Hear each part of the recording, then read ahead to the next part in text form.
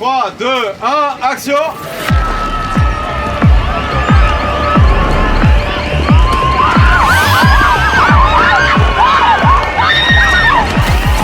It was good. Yeah. The number one thing I was excited about was the Louvre flashback story for Genet. The Mona Lisa is the most valuable painting in history, insured at £1 billion in today's currency. When we created the character of Genet in the writer's room, we had this idea that I always wanted to get to. There just wasn't room in season 1. We had a lot of fish to fry. But also it took about a year to plan and be able to shoot at the Louvre. You always see the Louvre full of people. And we had the Louvre for ourselves. That was completely mad. En vrai, nous avions 3 dates de disponibles dans l'année. Et il y a eu plein de réflexions différentes, surtout autour de la pyramide, paradoxalement. Parce que c'est un lieu sensible, où on devait y mettre du sang, une première pour eux, et de fermer tout le périmètre du Louvre. Et donc ça a été exceptionnel pour tout le monde de tourner au Louvre. Tout le bâtiment est fermé. On nous a dit de rentrer chez nous, nous barricader et d'attendre. The idea was having the opportunity to tell another perspective of the breakout of the zombie apocalypse through the eyes of a character. She doesn't know about zombie at that time. They wake up in a nightmare. They don't know what's going on, so they kind of see that people are going mad, but they don't know exactly what the danger is. And I think what's most important about this sequence is it's the genesis of Genet's transformation into the character that she is now. Je t'aime. Moi aussi.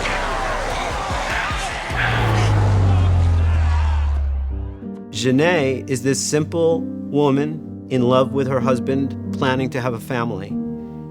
And that is taken away from her.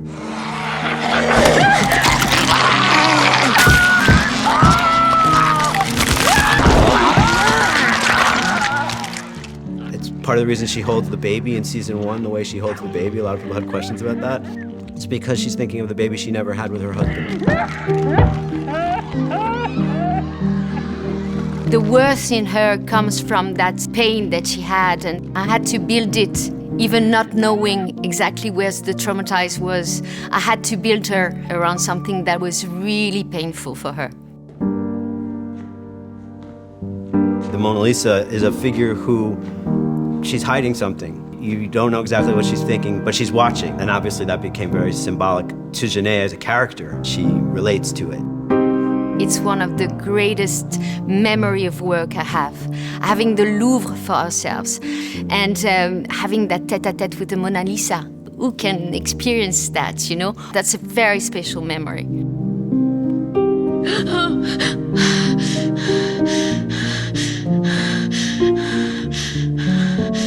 How are you so sure it's the real thing? Because I'm the one who took it off the wall. Both Genet and Carol are characters who have been underestimated and misunderstood in the past, but are very powerful, each in their own way. So we thought that was very fascinating to put those two characters together because of some of the similarities that they have, but also the differences. Carol absolutely relates to Genet in how this world has affected her. The losses, the forgiveness, the guilt.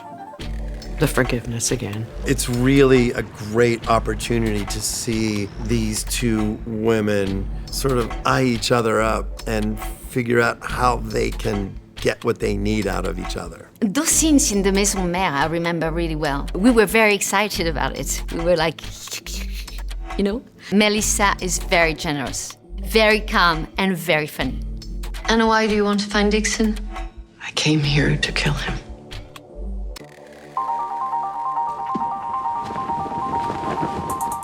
My friends, the time has come. The ceremony is the center, in my mind, of season 2. It's super important, and yeah, it goes wrong. It goes very wrong. Well, what we're shooting today is a test of whether Laurent will survive the bite of a walker. The ceremony scenes were wild because the weather that day was just like, you know, and you're in this giant courtyard of this other castle, and there was a lot of people there that day. Well, that was a great day shooting the ceremony. It was hard because I had to have my eyes like this. And the walking was weird because I had to walk kind of like a walker. The real twist is Sylvie's part of the ceremony. And I gasped when I read that.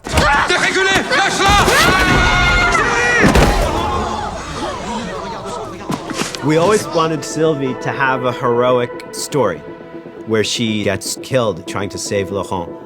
And at the same time, we were figuring out this story about the ceremony and the test. And I said to the room, it would be a special walker. So if Sylvie happens to have died at the right time, then she'd be the right one to use as the walker.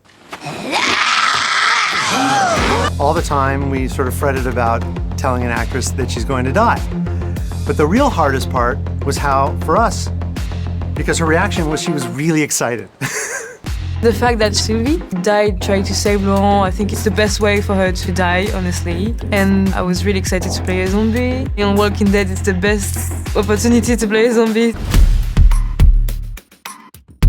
They did like an amazing makeup, made this prosthetic neck, as you can see, goes there, in silicone. So to create like a fake broken neck, and also synthetic cheekbones, and just praise me like for 2 hours. And after that, like you can see on my hand, I did the same. And they start to draw on my face with really, really thin pencil. When I saw myself the first time in the mirror, honestly, I was really amazed. I love the idea of being transformed and just be completely different from myself. I loved it. Merci beaucoup tout le monde. I guess I'm kind of sad, not as in my character, but me, because I'm gonna miss her if she's not on set. I learned a lot in the show. I'm really grateful in that I'm full of advices and great memories that you can't really forget, I think. Bye-bye!